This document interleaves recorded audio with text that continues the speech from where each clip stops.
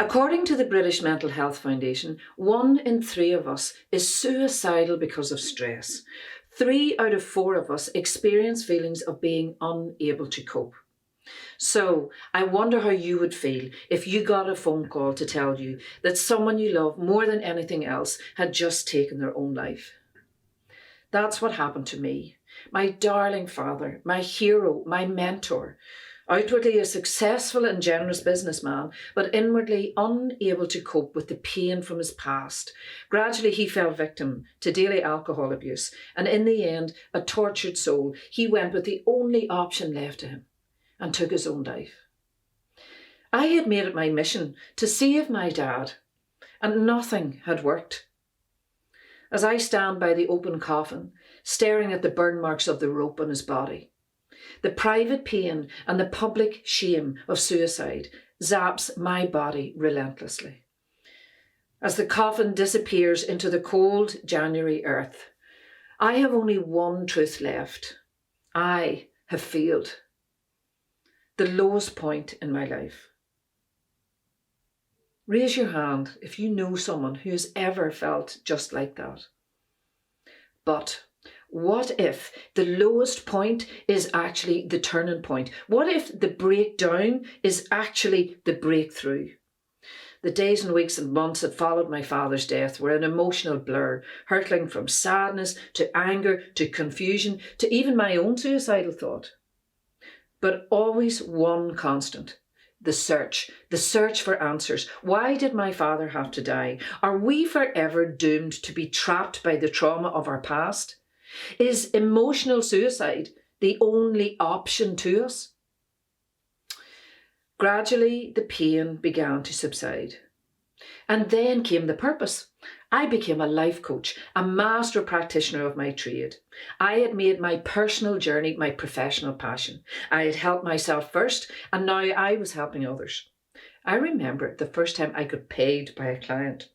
I pinned the cheque to the notice board and I said out loud to my father, "What do you think of that, Dad?"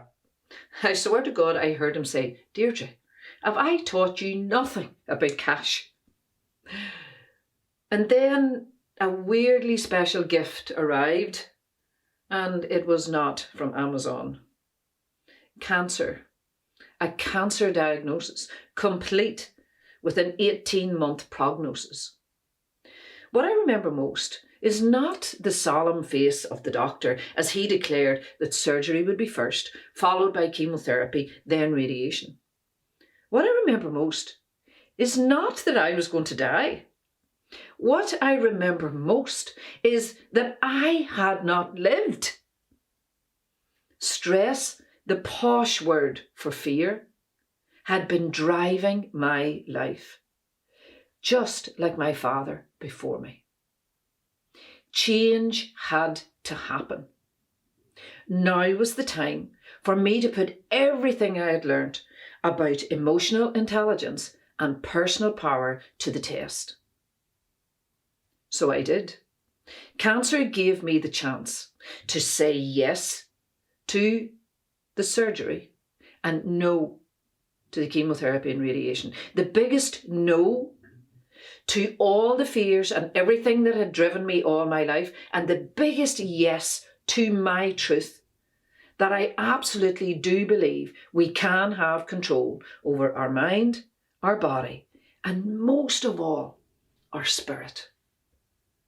All that was 7 years ago.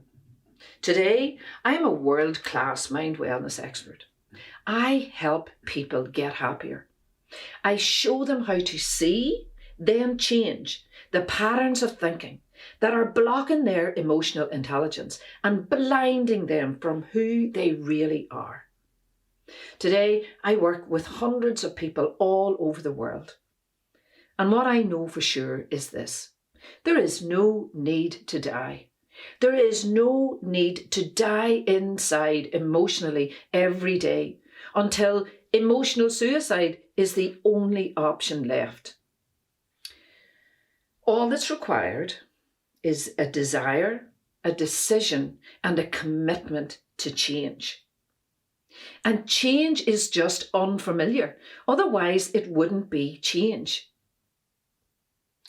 Transformation is where change lives. And that's what's so great about the stress solution system, because it steps up to the plate for you. It teaches you, it guides you, it empowers you to claim back the freedom that is rightfully yours and live a purposeful life. In my favourite words from one of my grateful clients, let's get this party started.